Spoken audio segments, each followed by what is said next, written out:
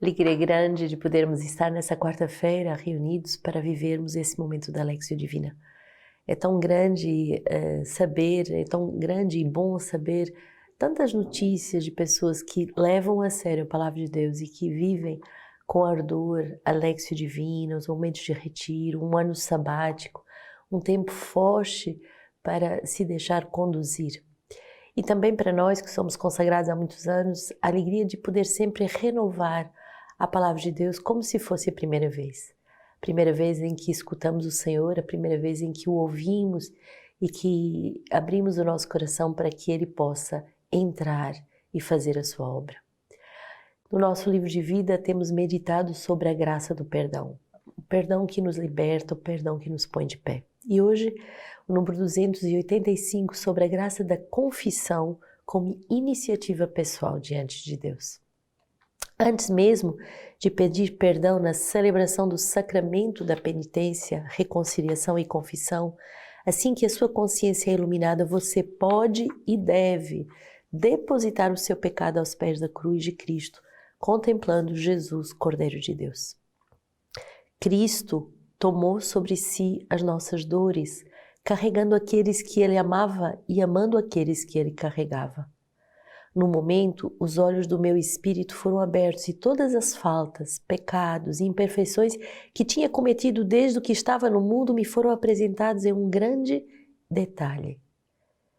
Nesse mesmo momento, me vi toda mergulhada no sangue e no meu espírito convencido de que esse sangue era o sangue do próprio Filho, a efusão do sangue da qual eu era culpada por todos os meus pecados e que me eram representados.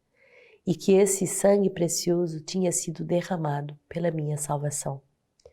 Santa Catarina de Sena se pôs constantemente sob o benefício redentor do sangue precioso de Cristo. Imita, depois prepare-se para a celebração do sacramento da reconciliação. Depois de ter feito a penitência que o padre lhe pedir, a sua consciência estará sob uma boa guarda. Impressionante perceber que a consciência do nosso pecado já é uma graça da graça de Deus. É Deus que nos imerge no seu sangue, nos méritos do seu sangue redentor, Ele que derramou todo o seu sangue para me salvar dos meus pecados, das minhas iniquidades. Mas por causa do seu sangue eu sou como que envolta de uma vida nova e eu posso reconhecer a minha miséria. Ter consciência dos nossos pecados, pedirmos perdão a Deus, pedirmos a Deus perdão, mesmo antes do sacramento da reconciliação, já é uma graça do sangue de Jesus. E por isso, por causa do sangue derramado, por causa da certeza que Jesus morreu por mim, não para me condenar, mas para me salvar, eu posso ir com toda a confiança ao sacramento da penitência, o sacramento da reconciliação, o sacramento da misericórdia. Tem vários nomes para o mesmo sacramento para dizer o sacramento em que eu vou ser lavada com o sangue do Cordeiro e restaurada na minha virgindade, na minha pureza, na minha inocência. Que essa semana você possa fazer essa experiência, a experiência da misericórdia do Pai, a experiência da misericórdia que nos restaura, como Santa Catarina de Sena nos ensina e nos põe sob a guarda de Deus. Uma alma em estado de graça é uma alma protegida pelo próprio Deus. E o demônio não tem mais vez nela. 1 Coríntios 3, quanto a mim, irmãos, não vos pude falar como a homens espirituais, mas tão somente como a homens carnais, como a crianças em Cristo. Dei-vos a beber leite, não alimento sólido, pois não o podia suportar. Mas nem mesmo agora podeis, visto que ainda sois carnais. Com efeito, se há entre vós invejas e rixas, não sois carnais e não vos comporteis de maneira meramente humana? Quando alguém declara eu sou de Paulo e outro diz eu sou de Apolo, não procedeis de maneira meramente humana? Quem é, portanto, Apolo? Quem é Paulo? Servidores pelos quais fostes levados à fé. Cada um deles agiu segundo os dons que o Senhor lhe concedeu. Eu plantei, Paulo regou, mas era Deus quem fazia crescer. Assim, pois, aquele que planta nada é, aquele que rega nada é, mas importa tão somente Deus que dá o crescimento. Aquele que planta e aquele que rega são iguais entre si, mas cada um receberá o seu próprio salário, segundo a medida do seu trabalho. Nós somos cooperadores de Deus e vós, searas de Deus, o edifício de Deus. Que bonito quando Paulo vai nos explicar que quando somos carnais é como se fôssemos ainda crianças e não conseguimos ter alimento sólido.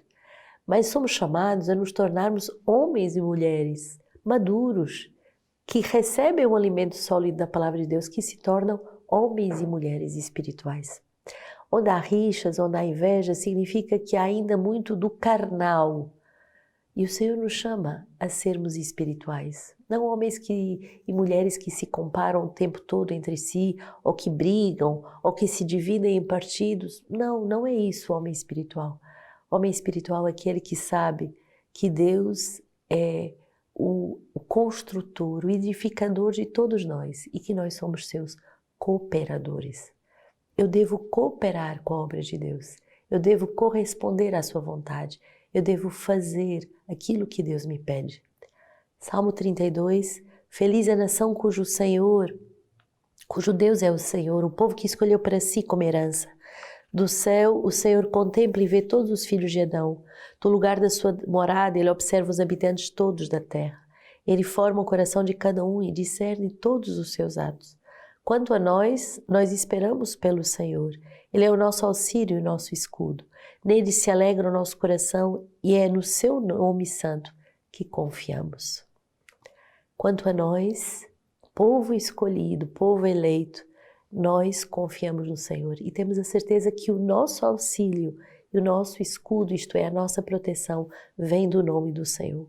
Por isso, nós confiamos nele. A confissão é também um ato de confiança em Deus. A confissão é também um ato de se pôr sob essa proteção, sob esse escudo espiritual. A confissão é para passarmos do homem carnal ao homem espiritual. Lucas 4, saindo da sinagoga, entrou na casa de Simão. Jesus entrou na casa de Simão e a sogra de Simão estava com febre alta e pediram-lhe por ela. Ele se inclinou para ela, conjurou severamente a febre e esta a deixou. Imediatamente ela se levantou e se pôs a servi-los. Ao pôr do sol, todos os que tinham doentes, atingidos de maus diversos, traziam-nos e ele, impondo as mãos sobre cada um, curava-os. De um grande número também saíam demônios gritando: Tu és o Filho de Deus. Em tom ameaçador, porém, ele os proibia de falar, pois sabiam de que ele era o Cristo. Ao raiar do dia, saiu e foi para um lugar deserto. As multidões puseram-se a procurá-lo e, tendo-o encontrado, queriam retê-lo, impedindo de que os deixassem. Ele, porém, lhes disse: Devo anunciar também a outras cidades a boa nova do reino, e é para isso que fui enviado. E pregava pelas sinagogas da Judeia. É muito bonito perceber esse poder de Jesus que cura e que nos põe numa posição de servos. Somos curados para servir, somos libertos para servir. A sogra de Pedro é esse exemplo bonito. Assim que Jesus entrou na casa e que a curou dessa febre pesada que a acometia, e são sinais de febres, de curas físicas, mas também de curas espirituais. Assim que ela foi curada, ela se pôs a servir. E esse testemunho da sua cura e do seu serviço renovado a Jesus foi tão forte que tantas pessoas na cidade, ao ouvir falar dos milagres de Jesus, traziam todas as pessoas. E Jesus tomava o tempo de impor as mãos e de expulsar o mal, de curar os doentes, de libertar os cativos. Jesus quer fazer a mesma coisa com cada um de nós. Ele quer nos curar das nossas enfermidades e das nossas enfermidades espirituais. Ele quer nos libertar de todos os inimigos da nossa alma. Ele quer nos tornar livres, como Ele e o Pai são livres. Peçamos essa graça de pedirmos a graça de vivermos sob as mãos de Jesus, sob a sua proteção, sob a sua unção. No comentário do Evangelho de São João, de Orígenes, ele diz assim: